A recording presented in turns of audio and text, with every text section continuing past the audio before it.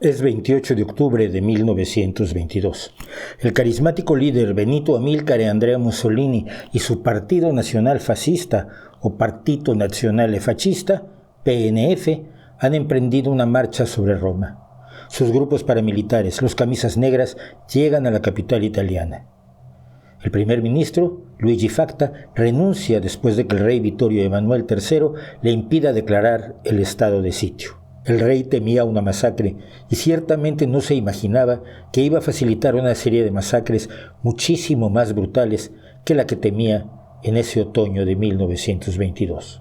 El 30 de octubre, Mussolini era nombrado primer ministro por el rey y sería la fuerza motriz de Italia, del fascismo internacional y de la Segunda Guerra Mundial hasta 22 años y 6 meses después, cuando el 28 de abril de 1945 los partisanos comunistas lo fusilaron sumarísimamente para luego exhibir y ultrajar su cuerpo, sellando así la suerte de Adolf Hitler en Berlín, 1000 kilómetros al norte.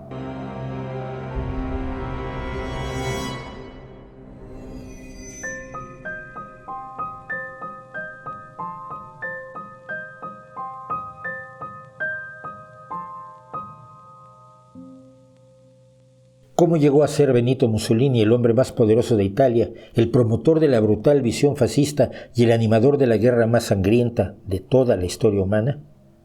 Había nacido hijo de una madre devotamente católica y un padre herrero socialista que le dio su nombre en honor al presidente liberal, anticlerical y republicano de México, Benito Juárez. Y el joven Mussolini fue fiel a la tradición familiar en todo sentido al principio, aprendiz de herrería y admirador del nacionalismo humanista del siglo XIX con tintes anarquistas, igual que su padre. A los 19 años emigró a Suiza huyendo del servicio militar y se familiarizó con las teorías políticas antidemocráticas y la idea de la violencia como forma privilegiada de cambiar la sociedad, primero en el entorno del socialismo comunista y sus ideas revolucionarias, llegando a ser arrestado por apoyar una huelga violenta en Suiza. Ya como periodista, a los 26 años, llegó a convertirse en una de las principales voces del socialismo italiano, del que se apartaría eventualmente, pues no compartía la idea de la igualdad de todos los seres humanos. Mussolini creía que los había inferiores y superiores, y que los superiores, los Übermensch, a la manera de Nietzsche, deberían encabezar a las sociedades. Y como todos los creyentes en esta visión, Mussolini se consideraba a sí mismo el mejor entre los mejores, el Über sobre los Übermensch.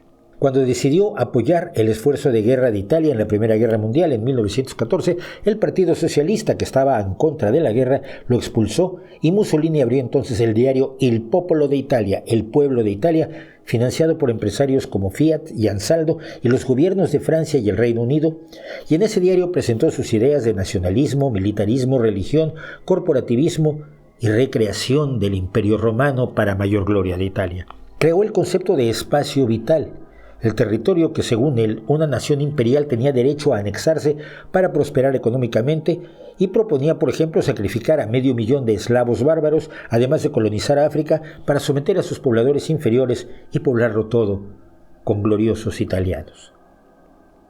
En 1921 fundó el Fascio Italiano de Combate, grupo paramilitar que luego se convertiría en el Partido Fascista y que emprendió golpizas y asesinatos de opositores, políticos, periodistas y disidentes de todo tipo, lo que contribuyó a que Mussolini fuera electo diputado y un año después, con la marcha sobre Roma y una huelga general, proclamado primer ministro, puesto que ocuparía hasta 1943.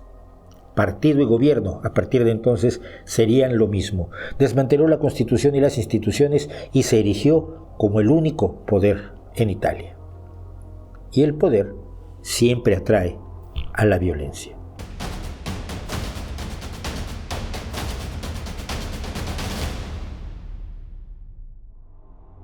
En junio de 1924, el secretario del Partido Socialista Unitario y diputado Giacomo Matteotti fue asesinado por la policía política de Mussolini. La reacción popular fue intensa. El parlamentario socialista Tito Zamboni preparó un atentado contra Mussolini para el 4 de noviembre, pero fue arrestado antes de ejecutarlo. El 7 de abril de 1926, Violet Gibson, de 50 años, hija del Lord Canciller de Irlanda, dijo que respondía al llamado de Dios cuando disparó 2 veces contra Mussolini en la piazza del Campidoglio, en Roma, acertando una vez en la nariz del dictador. Deportada por sus alteradas facultades mentales que le impedían someterse a juicio, Mussolini aprovechó para dictar leyes cada vez más restrictivas. El 11 de septiembre de 1926, el marmolista y anarquista Gino Lucchetti lanzó una bomba contra la limusina Lancia Lambda de Mussolini en Porta Pia, Roma, lesionando levemente a varias personas, pero sin afectar al dictador. Fue condenado a prisión, de la que solo salió al caer el fascismo 17 años después. El 31 de octubre de ese mismo año, Mussolini celebraba en Bolonia su 4º año en el poder y alguien le disparó un tiro. El disparo rozó su solapa y se alojó en la vestidura de su auto. Nunca se supo quién disparó, pero la multitud le atribuyó el tiro a Anteo Zamboni, sin relación con Tito Zamboni, un joven de 15 años que fue linchado de inmediato por milicianos fascistas. Después, sus padres y hermanos serían condenados a prisión, pese a que nunca se demostró que todos ellos fueran parte de un complot contra Mussolini. Como reacción, el dictador promulgó las leyes para la defensa del Estado, que disolvían los partidos políticos y el Parlamento, establecían un tribunal especial presuntamente para defender al Estado, instituían la pena capital y creaban las oficinas de investigación política de la Organización de los Camisas Negras. Ningún otro atentado llegó a llevarse a cabo. En mayo de 1931, el anarquista Michel Schirru fue ejecutado por preparar un atentado. El 17 de junio de 1932, otro anarquista, Angelo Spardelotto, fue fusilado por planear el asesinato de Mussolini, y ese mismo día se fusiló al antifascista Domenico Bobone, al que se le había encontrado material explosivo que se presumió estaba destinado a matar a Mussolini.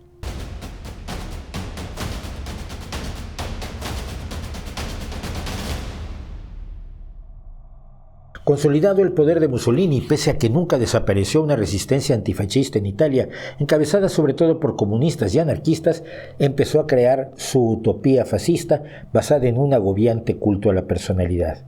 Él era el hombre superior, el líder, el macho ideal, la incorporación de todo lo que debía ser el hombre italiano, el nuevo emperador romano.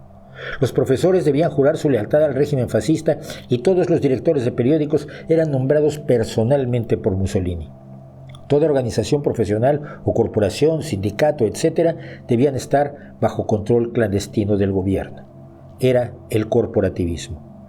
La educación se politizó y se orientó a la preparación militar, y Mussolini reconoció la independencia del Vaticano, devolviéndole así al menos un fragmento de los antiguos estados pontificios al Papa y ganándose así el apoyo de la Iglesia hasta el final.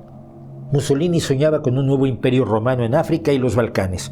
Para ello tenía que fomentar la natalidad, pues su imperio debía tener 60 millones de italianos cuando solo tenía 40. Toda forma de anticoncepción quedó convertida en delito. Al invadir y ocupar Etiopía en 1936 como semilla de su imperio, Mussolini utilizó sin problema armas químicas y tácticas de terror, tortura y ejecuciones para eliminar a los etíopes y así poblar el territorio con italianos puros. Pronto emprendió su alianza con Adolf Hitler, que se puso a prueba en la Guerra Civil Española, prolegómeno a la Segunda Guerra Mundial, misma que estallaría con la invasión de Alemania a Polonia el 1 de septiembre de 1939.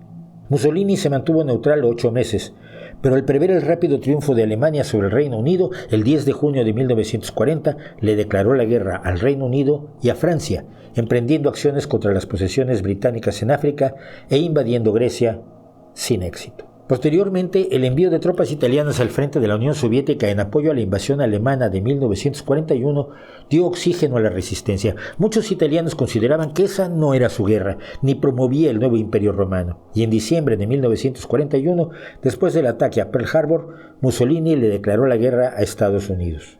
Su poder empezaba a erosionarse. Para 1943, el teatro principal de la guerra de Mussolini, el desierto del norte de África, empezó a convertirse en su tumba. Las fuerzas aliadas, principalmente británicas, derrotaron a alemanes e italianos en Túnez el 13 de mayo, haciendo prisioneros a más de 275,000 soldados del eje Roma-Berlín. El fin se acercaba. El 10 de julio las fuerzas aliadas desembarcaron en la isla de Sicilia y 9 días después ya bombardeaban Roma. Para el 24 de julio, la rebeldía se instalaba en el gobierno italiano y el Gran Consejo que había puesto Mussolini a dedo votó por destituirlo.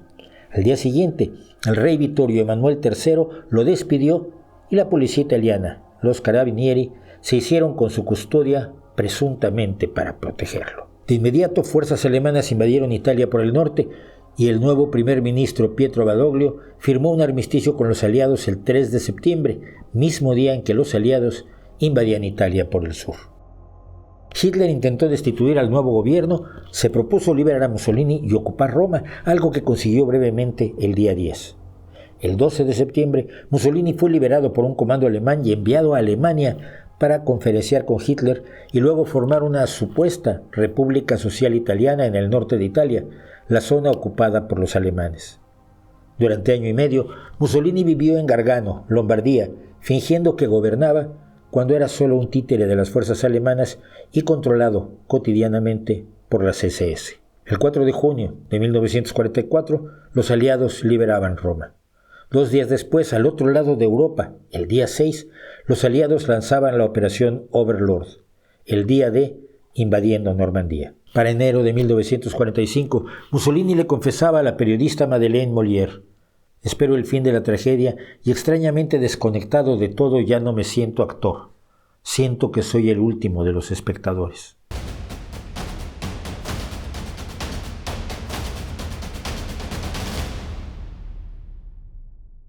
En abril de ese 1945, Mussolini y su última amante, Clara Petacci, llamada Claretta, valoraron sus opciones y decidieron finalmente huir a Suiza con todos los bienes que el duce había acumulado mientras su república imaginaria se desmoronaba. El 27 de abril, ya cerca de Suiza, en la comuna de Dongo, un destacamento de la Brigada Garibaldi de partisanos comunistas y socialistas detuvo el convoy en el que viajaban.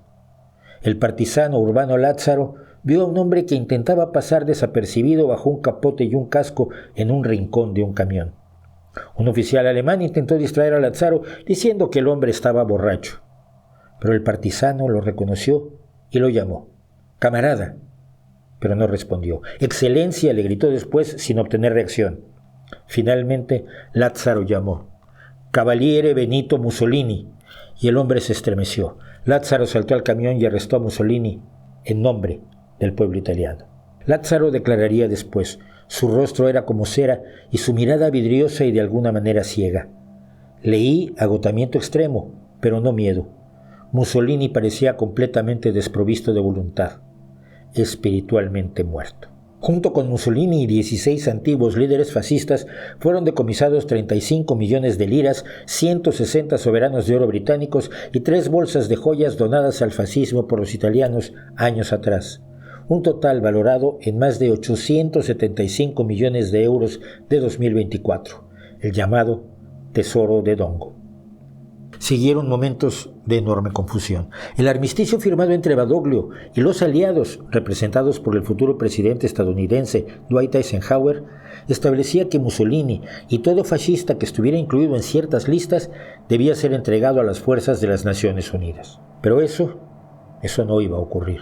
Sobrevendría la orden de ejecutar al duce. Sin embargo, hasta hoy, y probablemente para siempre, no sabemos quién dio la orden de ejecución y quién la llevó a cabo. Palmiro Togliatti, secretario general del Partido Comunista y que después sería diputado y viceprimer ministro de Italia, dijo que él dio la orden. Pero el también líder comunista Luigi Longo declaró que la orden la había dado él, de acuerdo con miembros del Comité para la Liberación del Norte de Italia, mismo que ya había decretado antes que todo miembro del gobierno y la jerarquía fascistas serían castigados con la muerte. El partisano comunista, posteriormente diputado y senador, Walter Audicio, diría después que ese 28 de abril había reunido un tribunal de guerra con Aldo Lampredi, el comandante partisano local Pierluigi Bellini della Stelle, Michele Moretti, Lázaro y él mismo, que condenó a Mussolini y Petacci a la muerte. Pero no hay nadie más que corrobore su versión. Cuando la orden quedó clara, Bellini della Stelle protestó preguntando por qué habría que ejecutar a Petacci. Pero Audicio explicó que ella era asesora de Mussolini, había inspirado sus políticas en sus largos 9 años como amantes y por tanto era corresponsable de los actos del duce. Al día siguiente, 28 de abril, Junto con otros partisanos, Audicio recogió a Mussolini y Petacci y los llevó a 20 kilómetros de distancia al pequeño pueblo de Giulino di Mezzegra. Allí les ordenó que se pusieran contra una pared a la entrada de la Villa Belmonte y les disparó con una subametralladora MAS-38 que le prestó Moretti. La suya se había atascado. Otras versiones, sin embargo, responsabilizan de la ejecución a Lampredi, a Moretti, a otros partisanos, a oficiales británicos de operaciones especiales, a Luigi Longo, o incluso, en una versión ya de 2012, se dijo que no hubo ejecución, sino que Mussolini y Petacci se envenenaron ellos mismos con cianuro. Esto al menos sabemos que no es cierto.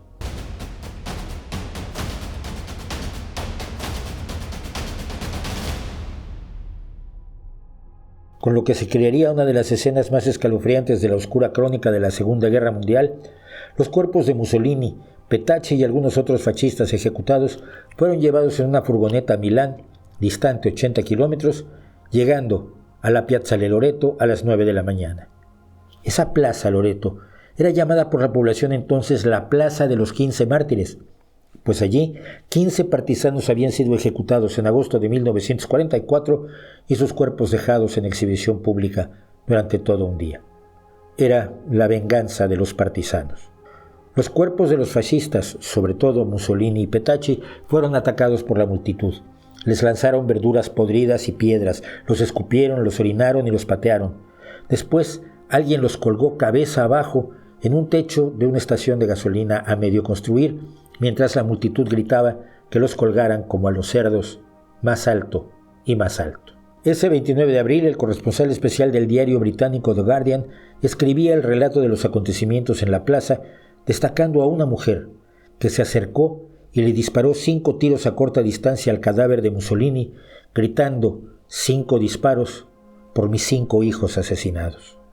Una vez rescatados, los cuerpos fueron autopsiados por médicos estadounidenses que certificaron que habían muerto por los disparos de los partisanos y luego fueron enterrados en una tumba sin nombre en Milán. Ese mismo 29 de abril, así como el relato de The Guardian viajaba de Milán para publicarse al día siguiente en Londres, la noticia de la ejecución y humillación de Mussolini le llegaba a Hitler agazapado en su búnker de Berlín. En su testamento, el genocida escribió que elegiría la muerte antes de caer en manos de las masas histéricas para convertirse en un espectáculo organizado por los judíos, siguiendo con su eterna obsesión.